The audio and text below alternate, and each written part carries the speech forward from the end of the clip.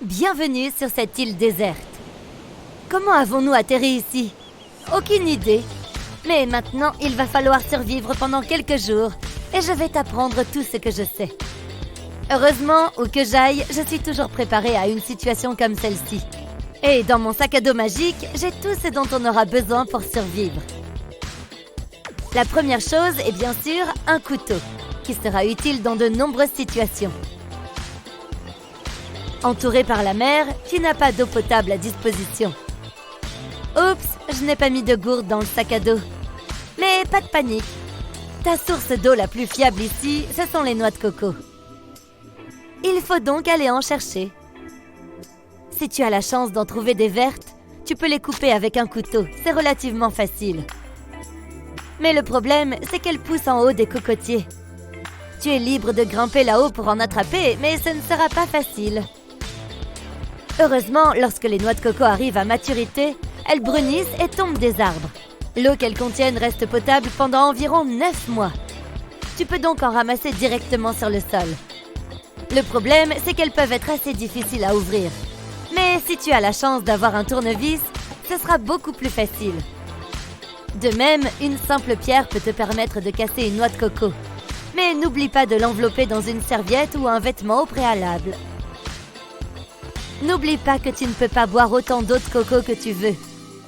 Ne bois pas plus que le contenu de 5 noix de coco brunes par jour, sinon tu risques d'avoir des maux d'estomac. D'ailleurs, c'est la même chose pour les noix de coco vertes. Après avoir bu une noix de coco brune, ne la jette pas trop vite. Tu peux gratter la chair blanche et la manger. Elle est tout à fait comestible. Bon, j'ai aussi oublié les bols, mais la noix de coco peut encore nous être utile, puisqu'elle peut être transformée en bol. Après l'avoir coupée, tu auras 2 moitiés en forme de bol. Commence par enlever tout le blanc de l'intérieur, jusqu'à ce qu'il ne reste plus que la coquille. Ce sera ton nouveau bol, mais nous allons le rendre plus joli. Gratte les poils à l'aide du couteau, puis frotte-le avec du sable pour le rendre plus lisse. La dernière chose à faire est de le polir avec la chair de la noix de coco. Les huiles qu'elles contiennent feront briller ton bol. Ensuite, la compétence la plus importante est bien sûr de faire du feu. J'ai mis quelques briquets et une boîte d'allumettes dans le sac pour faciliter les choses. Mais tu ne seras jamais un vrai survivant si tu ne sais pas comment allumer un feu sans briquet ni allumettes. Tu dois trouver un morceau de bois courbé et y attacher une corde comme ceci pour que cela ressemble à un arc. Si tu n'as pas de corde en nylon, un lacet de chaussures fera l'affaire. Donc, quand tu pars en voyage, emporte des chaussures à lacets. Ensuite, trouve un morceau de bois dur, sec. Ce sera ton fuseau. Enroule la corde de l'arc autour du fuseau afin de créer une friction. Le fuseau peut être fixé sur une planche avec une encoche pour le maintenir. Tu auras également besoin d'une autre pièce de bois, généralement appelée bloc à main. Il doit avoir un creux sculpté, ce qui te permettra de créer plus facilement un frottement. Voici comment ça fonctionne. La planche tient le fuseau et tu fais tourner la corde autour de lui comme ceci. Sur le dessus, tu tiens le fuseau avec ton bloc à main. Ensuite, tu commences à bouger l'arc en l'enroulant autour du fuseau pour créer une friction. Il commencera à chauffer et tu finiras par obtenir une braise. Tu dois alors la déplacer avec précaution vers un tas d'amadou et souffler dessus pour essayer d'allumer le feu. Ce sera difficile la première fois, mais une fois que tu auras compris, tu pourras allumer ton feu en moins de 5 minutes. Maintenant qu'on a le feu, il nous faut de la nourriture. Le choix le plus évident est d'aller pêcher. Dans mon sac à dos magique, j'ai un kit de pêche. Ce n'est qu'une petite boîte avec des hameçons et des fils, mais ça va nous être d'une grande aide. Mais il faut tout de même s'entraîner. Si tu réussis à attraper un poisson, tu devras le faire cuire. Et c'est la partie la plus facile maintenant que tu as du feu. Enveloppe ton poisson dans des feuilles de cocotier, attache le tout avec de l'écorce et mets-le sur les braises de ton feu. Attends une vingtaine de minutes et avant de le manger, assure-toi qu'il est bien cuit. Il suffit de percer le poisson en biais à l'aide d'une fourchette ou d'un cure-dent et de le tordre doucement à l'endroit le plus épais. Si le poisson est cuit, il se défait facilement. Bon appétit! Le soleil se couche. Il faut se préparer pour la nuit. Pendant la journée, tu dois donc fabriquer un abri avec des bâtons et des feuilles de palmier. Des morceaux d'écorce peuvent servir de corde, mais il est aussi conseillé de se promener le long du rivage et de voir ce qui est rejeté par les vagues. Il peut y avoir beaucoup de déchets et certains d'entre eux peuvent être utiles. Si tu vas sur une île, tu dois emporter des gadgets qui t'aideront à ne pas te perdre. J'ai ici une montre multifonction résistante à l'eau que j'ai achetée sur Amazon.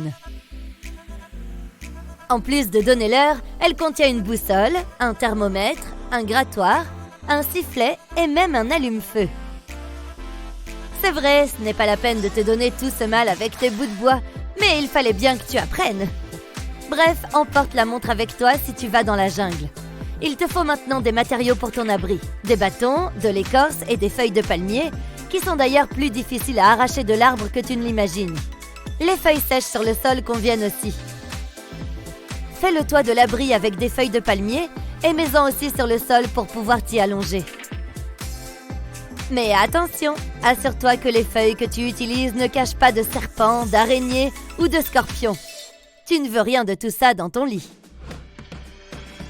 D'autre part, la nuit, les insectes et de nombreuses autres créatures sortent. Et ils seront très heureux de te rejoindre dans ton abri. Le feu et les termitières autour de ton abri contribueront à en éloigner au moins une partie. Mais d'autres peuvent encore se faufiler et grimper sous tes vêtements, te grimper dessus et te piquer ou te mordre. Il est donc temps d'utiliser le sac à dos magique. J'ai ici un sac de couchage de survie. Comme il ne mesure que 10 cm de long lorsqu'il est plié, il ne prend pas beaucoup de place, mais il est résistant aux déchirures, imperméable et garde la chaleur de ton corps à l'intérieur. De plus, ses coutures sont scellées, ce qui empêche l'eau, le vent et les insectes d'y pénétrer. Tu peux aussi le trouver sur Amazon. Ne fais pas ton feu juste devant l'entrée de ton abri, car tu risquerais de respirer de la fumée toute la nuit. Voilà, tu es prêt. Mais voici quelques conseils supplémentaires pour survivre. Ton téléphone, qui est probablement la seule chose que tu auras avec toi, est plutôt inutile ici. Mais pas totalement. L'écran peut être utilisé pour refléter la lumière du soleil ou de la lune afin d'envoyer des signaux SOS. Deuxièmement, si tu n'as pas beaucoup d'eau en réserve, essaye de garder ton corps au frais. Va dans l'eau de temps en temps pour éviter la surchauffe et la déshydratation.